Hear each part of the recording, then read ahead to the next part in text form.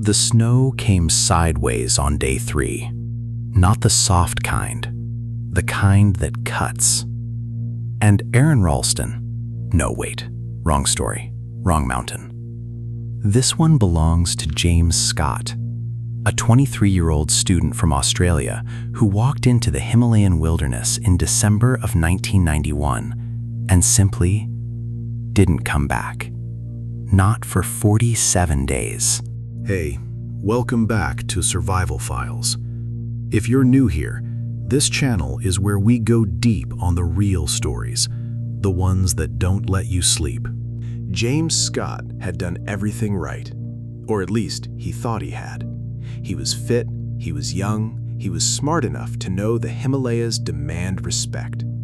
He'd been trekking through Nepal with his girlfriend Joanne and a small group, and the plan was straightforward. Hike to the Annapurna sanctuary, one of the most stunning high-altitude basins in the world, then come back down, maybe 10 days total. He had 10 days of food, he had good gear, he had a guide lined up. What he didn't have was enough time. The group fell behind schedule and the trekking permit was expiring. Joanne and some others made the call to turn back. James pushed ahead alone to catch up with another group he thought was just a few hours in front of him. A quick detour, essentially. Catch up, come back down. Simple. He never caught up. The trails split, or maybe he misjudged the fork. He never fully knew. He kept climbing when he should have turned. And then the weather hit. Real Himalayan weather, the kind that doesn't negotiate. A blizzard buried the trail, buried the landmarks, buried any chance he had of retracing his steps. By the time he realized how lost he was, night was already falling. He was at roughly 4,700 meters, alone, in a blizzard, with food for maybe one more day. He found a cave. It wasn't much, a shallow depression cut into the rock face above a frozen river gorge. But it blocked the wind, mostly. Enough. He crawled inside, pulled his sleeping bag tight, and told himself the storm would pass. Tomorrow, he'd find the trail.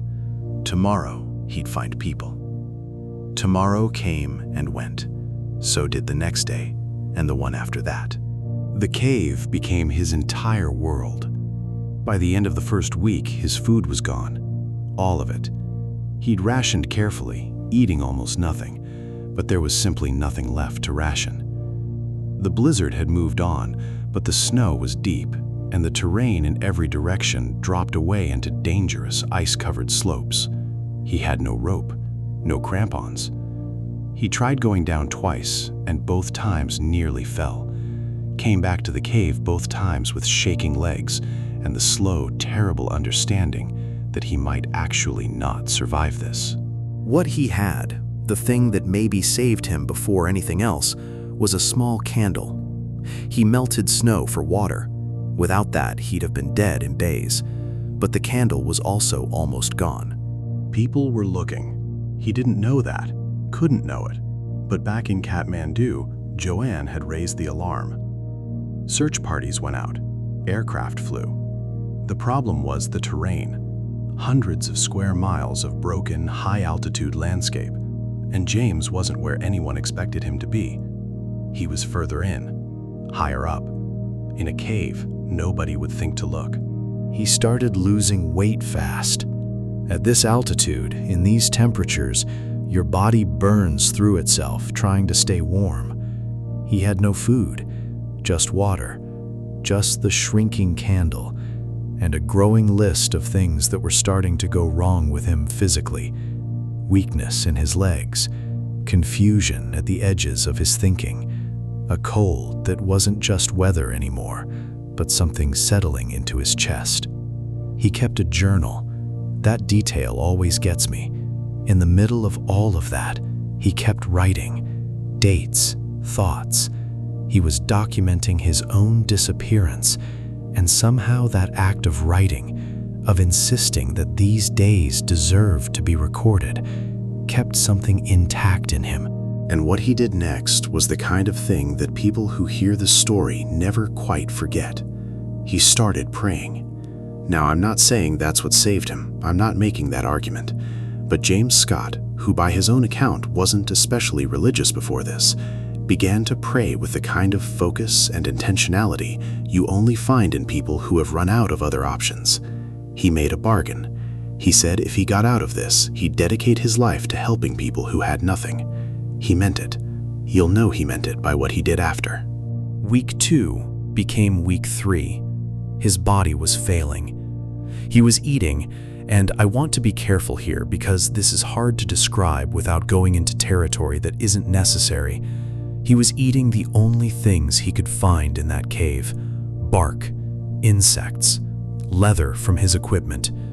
His body weight had dropped significantly. He was fading. Week 4. He told himself he would not die in that cave, said it out loud, alone in the dark with no food and a dead candle. Said it, and then he waited for morning again. On day 47, a helicopter swept low over the gorge as part of one final search effort before the family ran out of funds to keep it going. James heard it before he saw it. He scrambled out of the cave and into the snow, waving every piece of bright fabric he had. The helicopter crew saw him. I don't know how to write what that moment must have felt like. I've thought about it a lot, and I keep arriving at the same place. There isn't really language for it. Just the rotor wash and the snow lifting off the ground, and a young man who had been alone for 47 days, suddenly not being alone anymore. He weighed 56 kilograms when they pulled him out.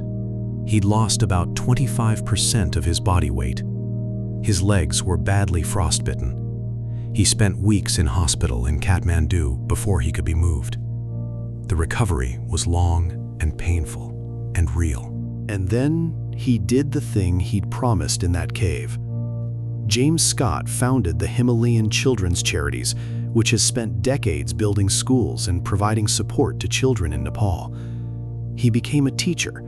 He spent most of his adult life in service to a country that he nearly died inside of. That's not a small thing. That's a man who made a bargain with himself in the dark and then actually kept it. His sister Joanne wrote a book about the search. There's a documentary. His story is documented and real, and it still doesn't feel quite believable, even when you've read every page of it. 47 days, no food, one candle, and he walked out. If this one stayed with you, subscribe. We find these stories so they aren't forgotten.